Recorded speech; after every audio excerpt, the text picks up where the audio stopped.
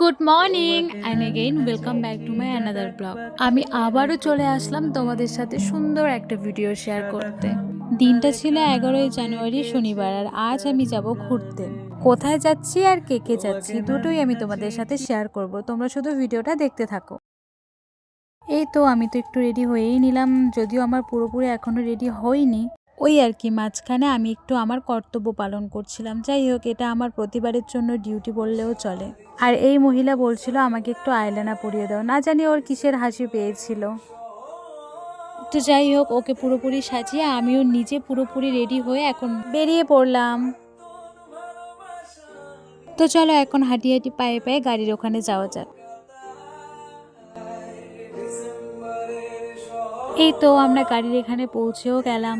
আর দেখো, আমরা কিন্তু কোনো রকম বাসে যাচ্ছি না, আমরা ম্যাক্সিমোতে যাচ্ছি। আর কিন্তু শুধু আমারই না, সবারই বেশিরভাগেরই অনেক অনেক প্রবলেম দেখা দেয়। আর কী প্রবলেম দেখা দেয় সেটা নিশ্চয়ই তোমরা জানো। তাই আজকে আমার জন্য এই গাড়িটাই বেস্ট। যদিও আমার এই গাড়িতে সেরকম কোনো সমস্যা নেই ঠিকই, কিন্তু আমি উল্টো সাইডে বসেছি, জানি না কি হবে। আচ্ছা দেখা যাক, তো দেখি কতদূর ভালোভাবে যেতে পারি। ভাসিয়েছি মোহনার কাছে এসে, শুধু তোমাকেই ভালোবেসে, শুধু তোমাকেই ভালোবেসে, শুকনো নদীতে ডিঙি ভাসিয়েছি। 1 থেকে 2 ঘন্টা যেতে না যেতে গাড়ি প্রায় 3 থেকে 4 বার থেমেছে। আর তারপরে আমাদের অবস্থা দেখো, মনেই হচ্ছিল না যে আমরা কোথাও যাচ্ছি, ঘুরতে যাচ্ছি, পিকনিকে যাচ্ছি। এই তো 1-2 ঘন্টায় 3 জনের মধ্যে একজনের অবস্থা তো প্রায় শেষ, আর তাকে দেখে আমি আমার সেট আপ করে নিচ্ছি, যদি আবার আমি না বমি টমি করে দিই। আসলে ওকে দেখে আমি নিজেকে ঠিক রাখতে পারি নাই, এমন লাগছিল যে আমিও তার অবস্থায় চলে গেছি। এই তো এক এক করে দুটো ওষুধ গিলে ফেললাম। অলমোস্ট আমরা জায়গাটাতে পৌঁছেও গেলাম, কিন্তু আমি তোমাদের সাথে পুরো রাস্তাটার ভিডিও বা অনেক সুন্দর সুন্দর মুহূর্ত তোমাদের সাথে শেয়ার করতে পারিনি, কারণ আমি এক উল্টো সাইডে বসেছি, আর দ্বিতীয়ত আমি এত অসুস্থ হয়ে গেছি কি আর বলবো। এক কথায় শেষের রাস্তাটুকু আমি ঘুমিয়েই গেছিলাম।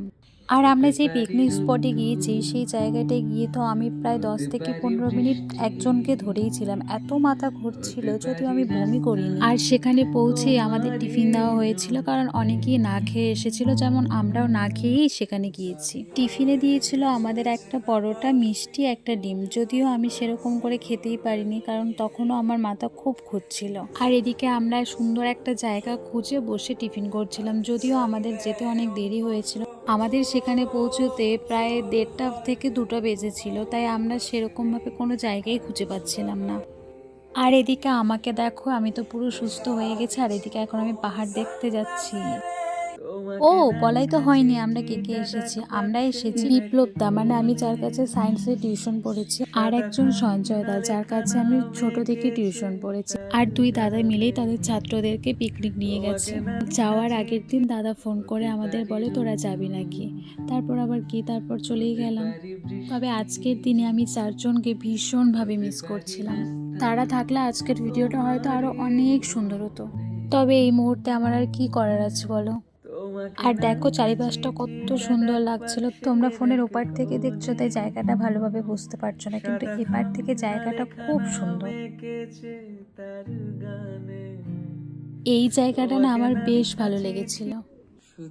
আসলে পাহাড়টা সকাল সকাল বেশ উপভোগ করা যায়, আর আমরা যেতে অনেকটাই দেরি করেছে, তাই হয়তো আমরা অত ভালো দেখতে পারিনি। আর নদীর পাড়ে এত অসমান পাথর ছিল যে আমরা ভালোভাবে হাঁটতেও পারছিলাম না, পড়েই যাচ্ছি। যাই হোক, আমি কিন্তু একটা কথাই বলবো, আমার অনেক ভালো লেগেছে, খুব মজা হয়েছে, কারণ আমি পাহাড় ভীষণভাবে ভালোবাসি। আর এটা যে আমি এত কাছ থেকে অনুভব করতে পারছি তোমাদের বলে বোঝাতে পারবো না। আর হ্যাঁ, পাহাড় কিন্তু আমি এবার প্রথম দেখছি না, এর আগেও আমি 2 থেকে 3 বার দেখেছি, তবে আমার না সেটা একদম মনে নেই, কারণ যে 2বার আমি দেখেছি তখন আমি খুবই ছোট ছিলাম, আর সেটা আমি দার্জিলিংয়ে দেখেছি। তো যাই হোক, আমি একটু জলে খেলা করে ফটো উঠতে গিয়ে ভিডিও করে ফেলেছি। আর এদিকে দেখো, অনেক কষ্টের পর ফটো ওঠার জন্য একটু জায়গা খুঁজে পেয়েছি। আর তোমরা তো দেখতেই পারছো ফটো ওঠার জন্য কি না কি করে বেড়াচ্ছি।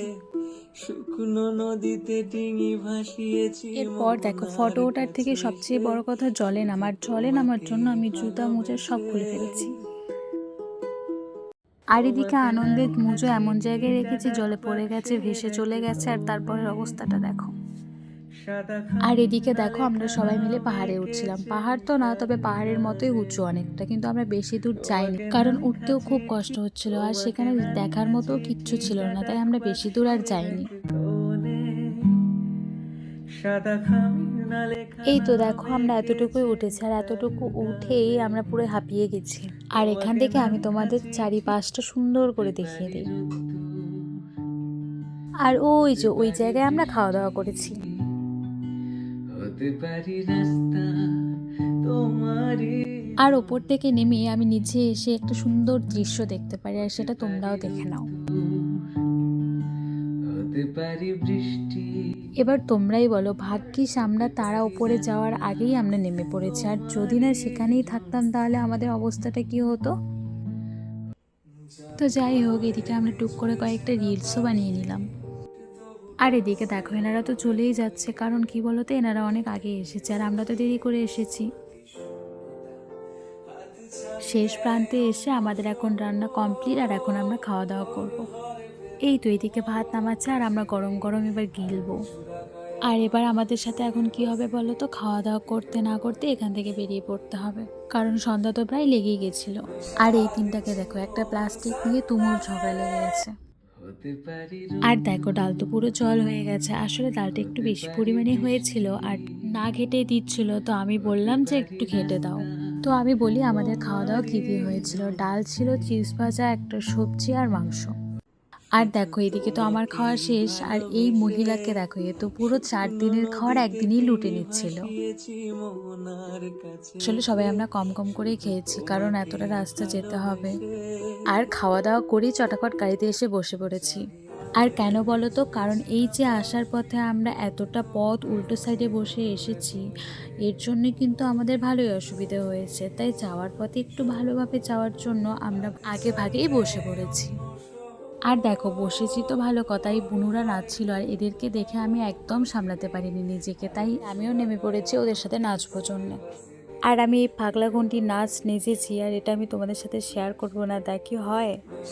তোমাকেই ভালোবেসে শুকনো নদীতে ডিঙি ভাসিয়েছি মোহনার কাছে এসে।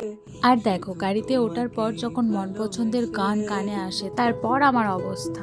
আর তোমরা বলো তো আমি এটা কি গানের নাচছি। তো যাই হোক, আজ এখানে অনেকটা সময় অনেক আনন্দ মজা করে এখন বাড়ি যাওয়ার পালা।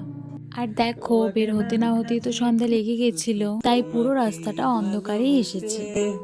শুকনো নদীতে ডিঙি ভাসিয়েছি মোহনার কাছে। তো এই ছিল আজকের ঘোরাঘুরির ছোট্ট একটা ভিডিও। আশা করছি তোমাদের ভিডিওটা অনেক ভালো লাগবে। দেখা হচ্ছে তোমাদের সাথে আবারও সুন্দর একটা কোনো ভিডিওতে। ততক্ষণের জন্য সবাইকে বাই বাই।